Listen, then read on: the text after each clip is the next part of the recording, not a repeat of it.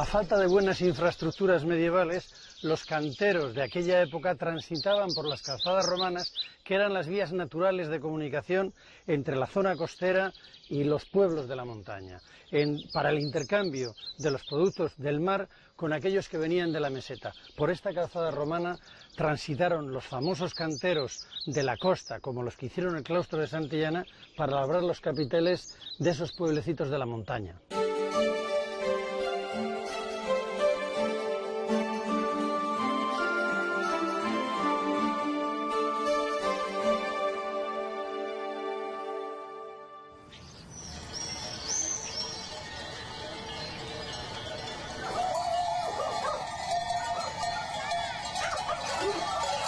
Cervatos está situado en un punto estratégico de la calzada romana que va de Pisoraca a Portus Glenius, justo en el cambio de aguas de una vertiente a la otra.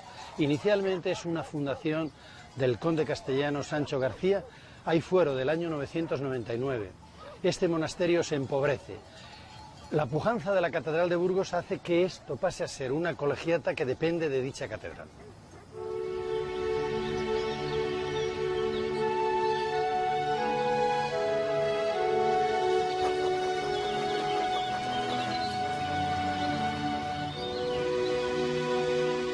Al margen de los datos eruditos de la historia, la colegiata de Cervatos se ha hecho muy popular en nuestros días por los temas de sus esculturas en capiteles y canecillos. Son representaciones obscenas de la lujuria que en aquellos años de repoblación, junto al pecado de soberbia y al de avaricia, eran los grandes pecados capitales.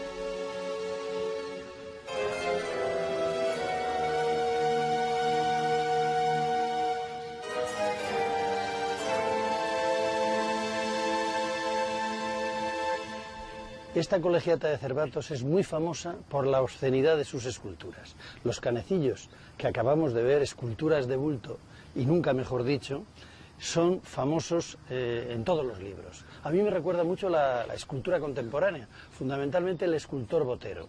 Son reflejo de una época gloriosa donde lo sagrado y lo profano se mezclaban de una manera muy natural.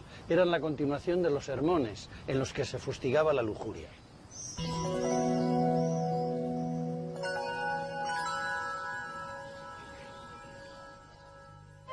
Bajo las bóvedas del presbiterio y el ábside vemos el románico más puro de Cervatos. Sus arquerías, tan típicas del románico montañés, y las esculturas de sus capiteles, rústicas pero de gran riqueza decorativa, ratifican el oficio de los canteros cántabros que ya conocen el gran románico castellano de esta primera mitad del siglo XII.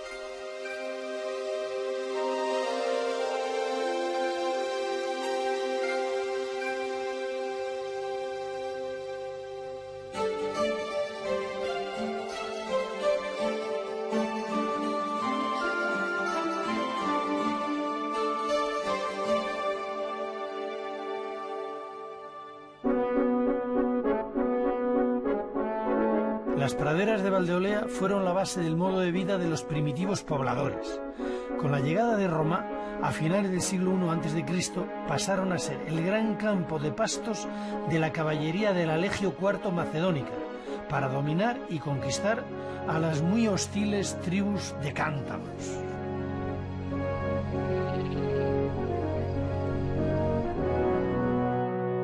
Creada como centro estratégico para romanizar definitivamente la zona, Julióbriga es una fundación de Augusto, dedicada a Julio César, ciudad fortificada de Julio, que está situada en la loma de Retortillo, dominando el antiplano de Campó y el paso natural entre Santander y Palencia.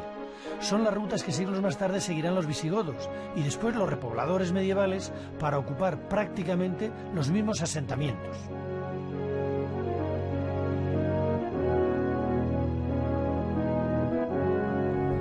Nadie diría que debajo de este camino rural se encuentra el decumanus de la ciudad de Julióbriga, la más importante ciudad romana en Cantabria.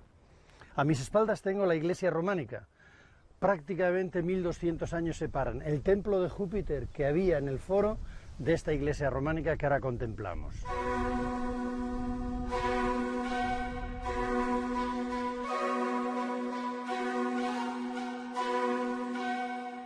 Como anécdota les diré que cuando se estaba excavando la ciudad de Julióbriga hace 20 años apareció el alcantarillado romano.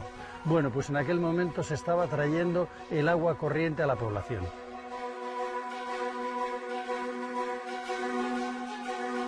Junto a Julióbriga, la iglesia de Santa María de Retortillo, de la primera mitad del siglo XII, es un edificio casi completo románico, en el que destaca la escultura de altísima calidad de sus capiteles, posiblemente de alguno de los mejores canteros que trabajaron en el vecino monasterio de Aguilar de Campoo. El tema de los combates entre caballeros, con una mujer mediando en la disputa, puede ser una alegoría de la Iglesia que intentaba acabar con los violentos juicios de Dios de tradición medieval.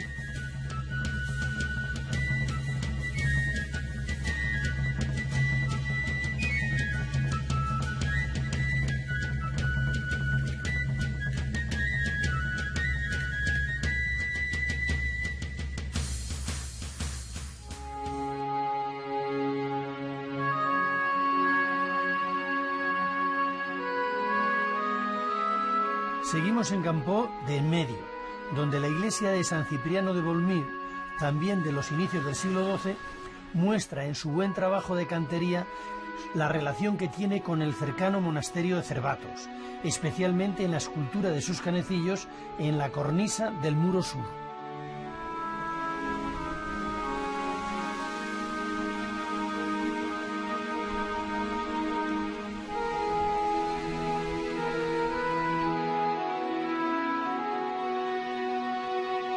En el corazón de la comarca de Valdeolea y levantada sobre una antigua necrópolis de repoblación, se encuentra esta iglesia de Santa María en las Enestrosas de las Quintanillas. Aunque modificada a través de los siglos, aún deja ver su viejo plano románico y su ábside, con un excelente trabajo escultórico, directamente influido por los maestros de Aguilar de Campoo, como se ve en este molinillo, que hará fortuna en el románico cántabro.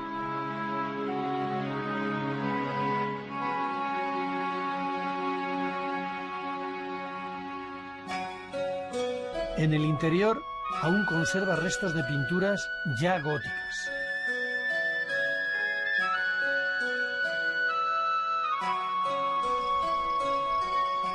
El hermoso ábside y poco más de Santa María la Mayor de Villacantiz es lo único románico que queda en la región de Campoo de Suso.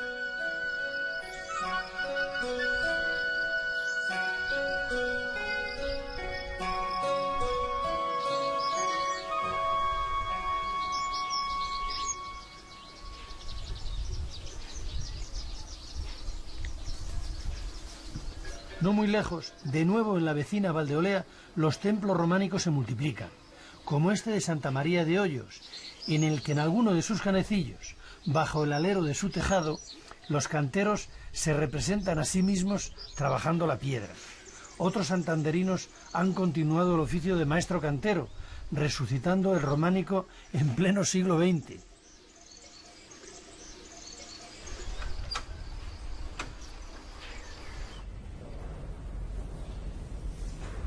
Yo tenía encomendada la labor de la talla, o sea que se veía el dibujo, pasar del dibujo a dibujarlo encima de la piedra y luego en la piedra tallarlo, hasta conseguir todas estas figuras. Sí, ha sido una cosa muy bonita, hombre. El material que se trajo es la piedra arenisca, que es como todas las iglesias románicas del norte de España, y luego pues las herramientas, pues vulgares y corrientes de aquellos tiempos. No había habido grúas, ni ha habido cosas modernas, sino todo esa base del sistema antiguo.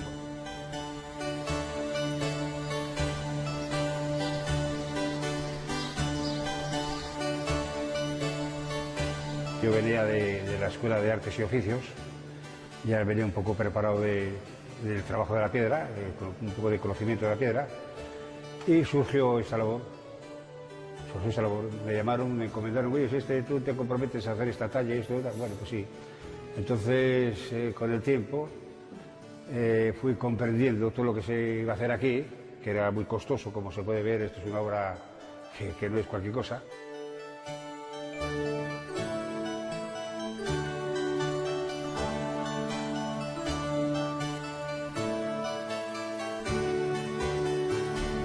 Pues ha tardado 20 y tantos años, cerca de 30 años esto, desde el principio hasta el final. cerca de 30 años.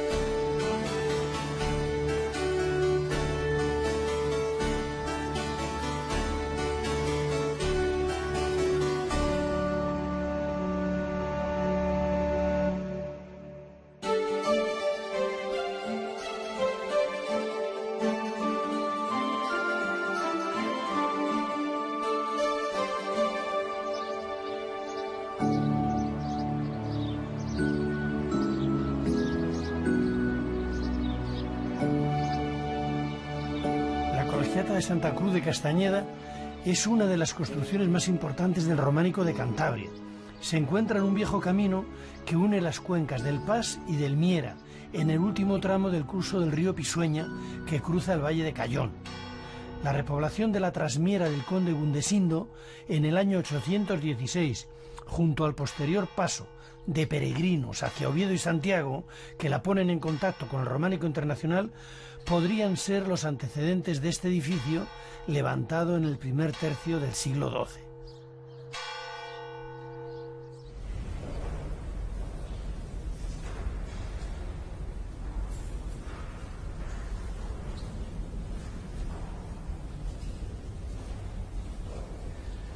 Parecería que estamos en una pequeña ermita de la montaña, pero no, estamos en el ábside lateral izquierdo, el único que queda de los pequeños, de la famosa Colegiata de Castañeda, cuyo ábside principal es fantástico por el tamaño y por la ligereza y el primor con que están labrados los arcos. Esta Colegiata de Castañeda está muy vinculada, como los condes del mismo nombre, a los monasterios de la montaña palentina.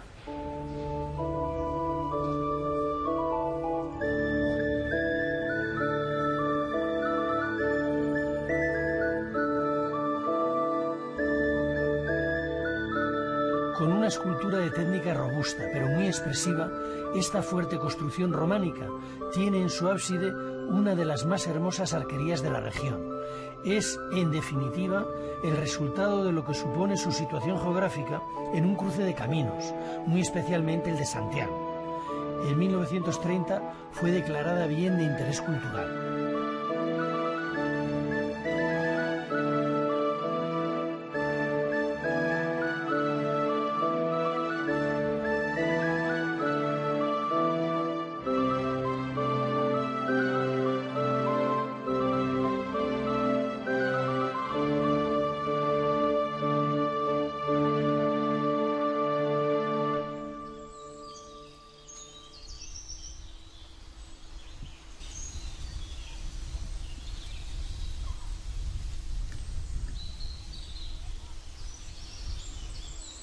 Siguiendo el curso del río Pisueña por el valle de Cayón, en la primera mitad del siglo XII trabajan en San Andrés de Argomilla de Cayón los mismos maestros canteros de Santa Cruz de Castañeda.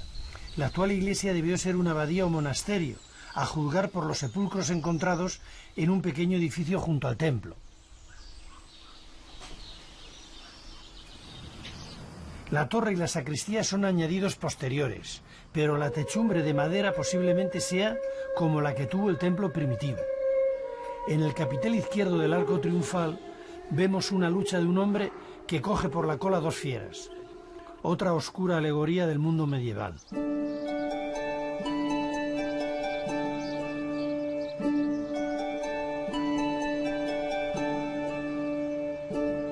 Y no muy lejos de Argomilla se encuentra esta iglesia de Santa María de Cayón, que nada menos que en el año 817 es nombrada como propiedad del conde Gundesindo.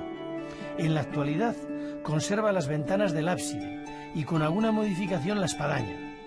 La doble arquería en el interior, tan típica de Cantabria, es lo más valioso de la iglesia, junto con su apreciable decoración escultórica.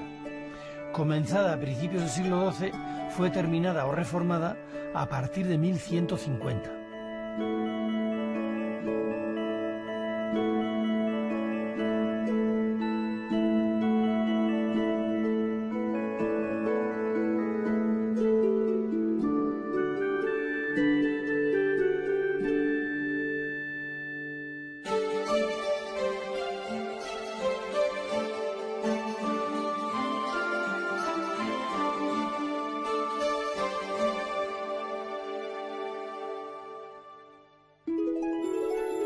La calzada romana que, siguiendo el curso del río Besaya, cruzaba Cantabria desde Pisoraca, Herrera de Pisuerga, hasta Portus Blendius o Ances o Portus Victoriae, Santander, es en los siglos XII y XIII la vía de paso para los peregrinos que llegaban por mar para incorporarse al nuevo trazado del Camino de Santiago, el Camino francés, y la vía de salida de la lana burgalesa por los nuevos puertos santanderinos hacia Flandes. Así, la ruta del río Besaya se convierte en un foco de iglesias y monasterios románicos único en el norte de España.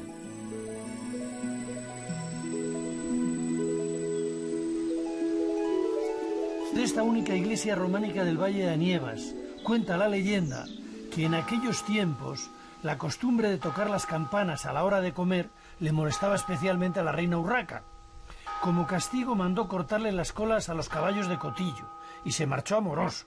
Entonces los de Cotillo construyeron una fila más de campanas en su espadaña para que la reina las escuchara desde Morós. Ganas de molestar. Y al final la reina también se fue de Morós.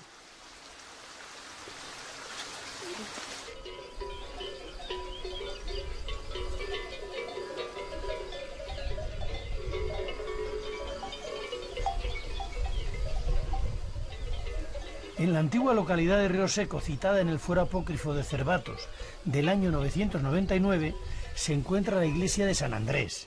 Sus maestros canteros de buen oficio, pero de formación rural, reproducen temas como el pecado de la lujuria, dos serpientes mordiendo los pechos de mujer, y en el interior, dos motivos bíblicos en sendos capiteles del arco triunfal: Daniel entre los leones y Sansón desquijarrando león, alegorías del triunfo del bien sobre el mal.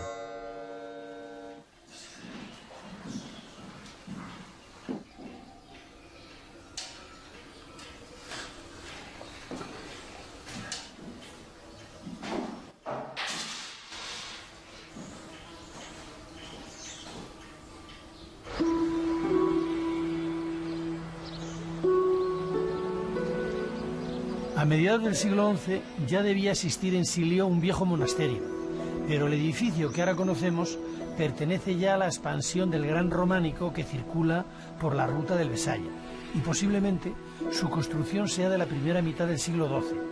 Las huellas del Camino de Santiago se ven tanto en la escultura y la decoración como en la altura de la nave central, en un gran ábside con 3 ventanas, quizás una alegoría a la Santísima Trinidad, y la arquería del ábside en la línea de la tradición del románico cántabro.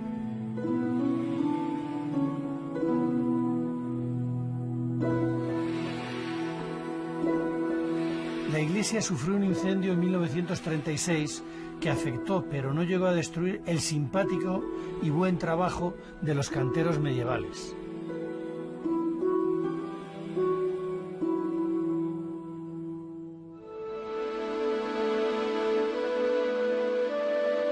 En la comarca del Bajo Besaya, en el año 853, con Ordoño II como rey de las Asturias de Santillana, se fundó en un lugar despoblado de ahí Yermo el monasterio de Santa María de Yermo por los obispos Arnulfo y Severino, que lo ceden al obispo de Oviedo. La actual iglesia es románica, de finales del siglo XII, y su conjunto edificado pasa por ser uno de los más bellos e interesantes por su unidad de estilo y por la abundante decoración.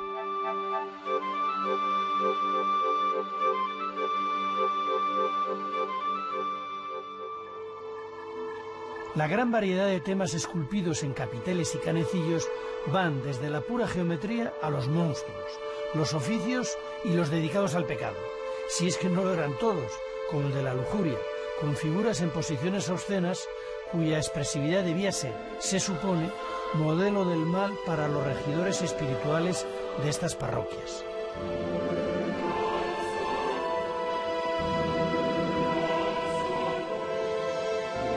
El relieve del tímpano de la puerta, que representa la lucha de un caballero contra un dragón, quizás sea del mismo cantero que el del capitel del claustro de Santillana. En el interior el dragón ya está destripado. ¿Es el triunfo definitivo del bien?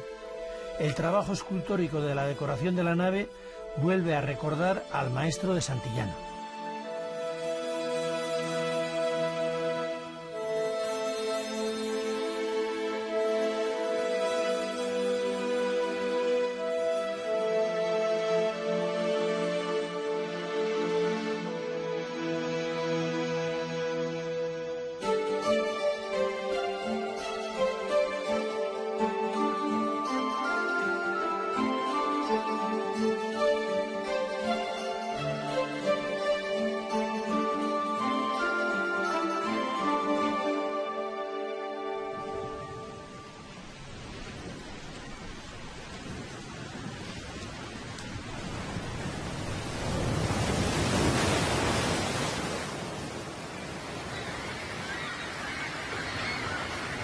Ya hemos comentado cómo en el siglo XII Castilla desarrolla y organiza su cabaña ganadera.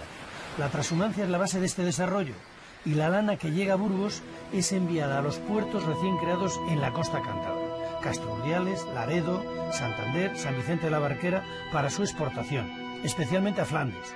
Es el gran momento de la integración de Cantabria en Castilla.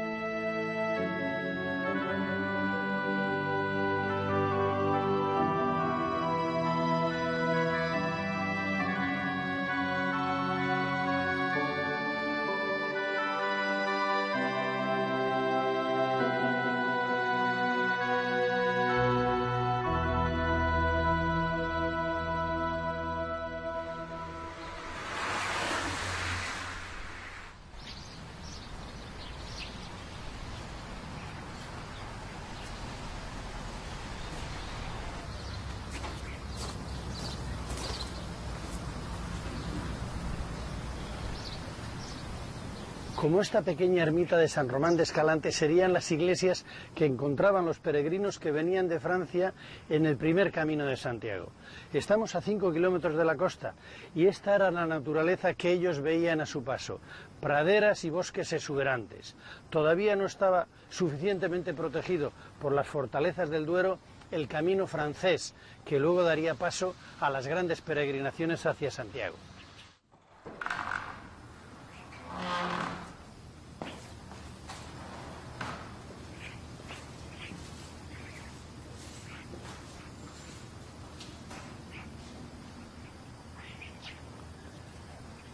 Esta iglesia que ustedes ven ahora con la piedra vista, de antiguo estaba pintada. Todavía hay restos de policromía en las esculturas y en la ornamentación. Estas esculturas son de influencia francesa, estilo borgoñón. Son muy primitivas y en parte el primitivismo se debe a la edad temprana en que se hicieron y también a la dureza de la piedra.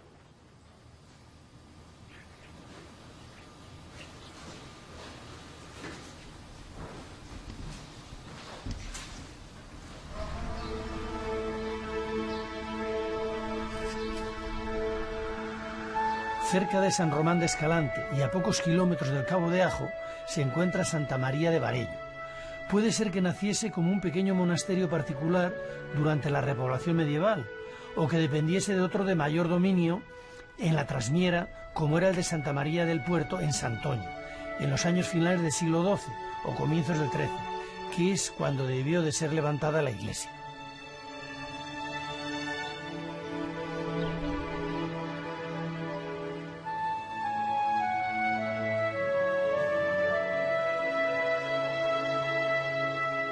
La conjunción de arquitectura y escultura en su ábside es un bello ejemplo que, si bien es bastante popular, conoce la buena técnica y maestría que el Camino de Santiago introduce en los años finales del siglo XII.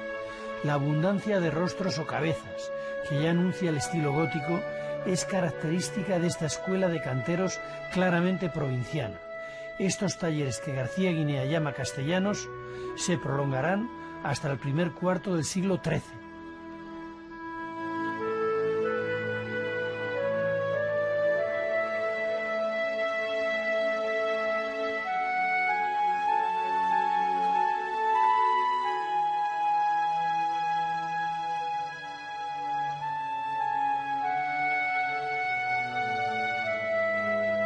La pila bautismal, situada junto al pórtico, es una de las tres más bellas del románico montañés, junto a la de Santillana y a la de Santoña.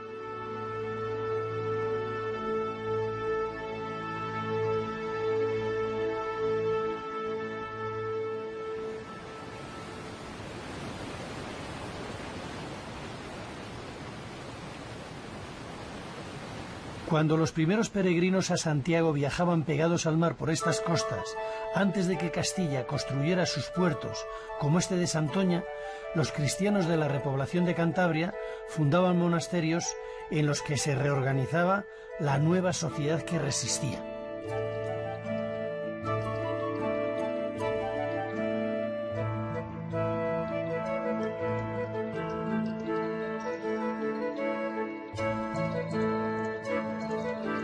El monasterio de Santa María del Puerto, en la actual villa de Santoña, fue uno de ellos, y no el menos importante.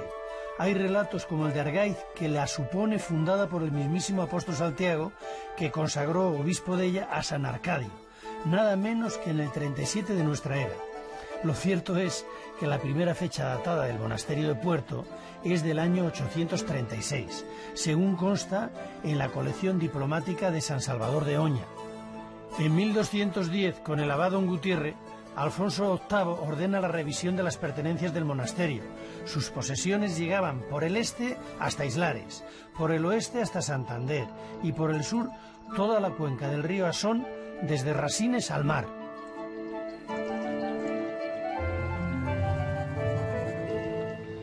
Los canteros que hicieron esta espléndida pila bautismal despiden ya en el siglo XIII una historia que comenzó en los profundos valles de la cordillera cantábrica y anuncian el nuevo estilo, el gótico.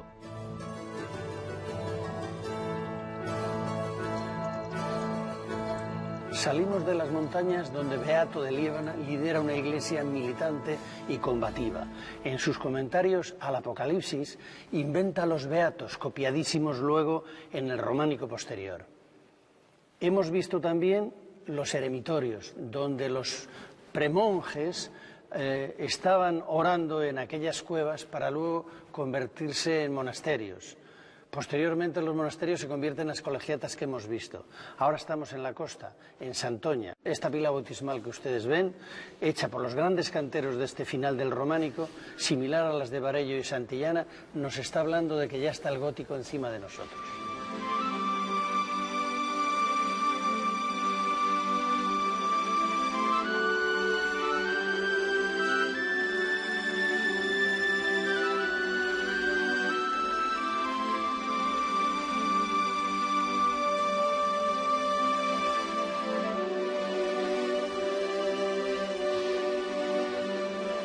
El mundo románico de Cantabria, que estuvo en el origen de la integración del proyecto de la Reconquista, de la que fue uno de sus gérmenes espirituales cuando los peregrinos a Oviedo y Santiago solo podían transitar por aquí, no tardará en abrir sus puertos a otros proyectos. Pero esa es ya otra historia.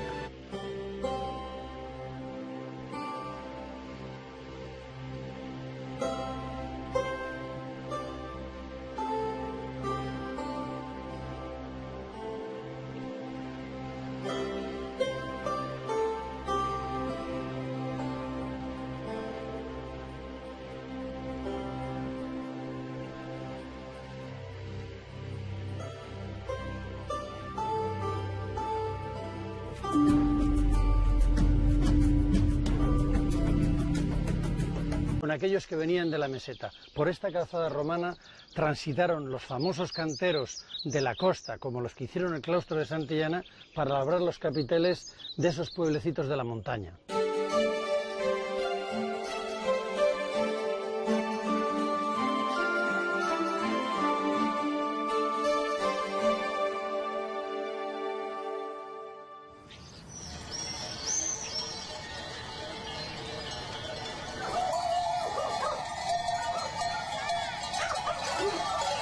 Cervatos está situado en un punto estratégico de la calzada romana que va de Pisoraca a Portus Blendus, justo en el cambio de aguas de una vertiente a la otra. Inicialmente es una fundación del conde castellano Sancho García, hay fuero del año 999. Este monasterio se empobrece. Cántabros que ya conocen el gran románico castellano de esta primera mitad del siglo XII.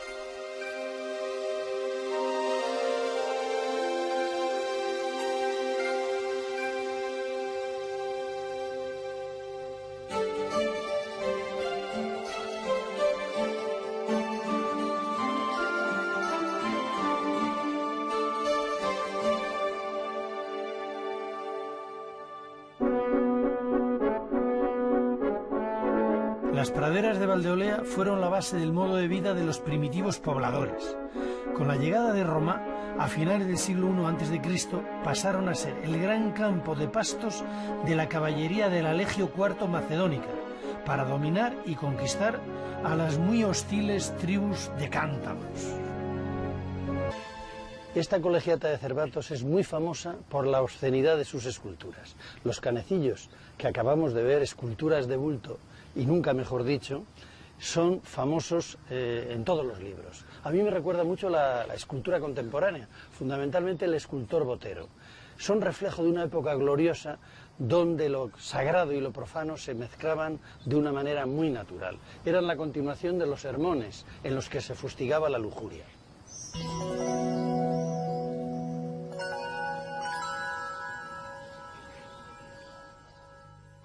Bajo las bóvedas del presbiterio y el ábside vemos el románico más puro de Cervatos, sus arquerías, tan típicas del románico montañés, y las esculturas de sus capiteles, rústicas pero de gran riqueza decorativa, ratifican el oficio de los canteros.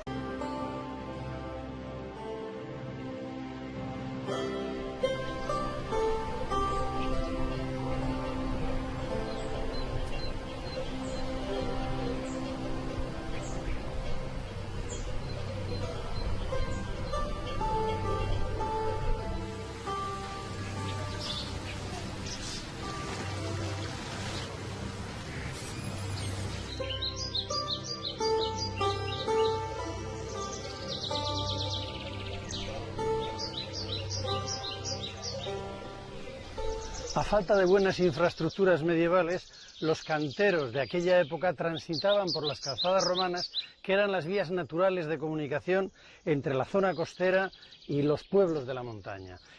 Para el intercambio de los productos del mar, la pujanza de la Catedral de Burgos hace que esto pase a ser una colegiata que depende de dicha catedral.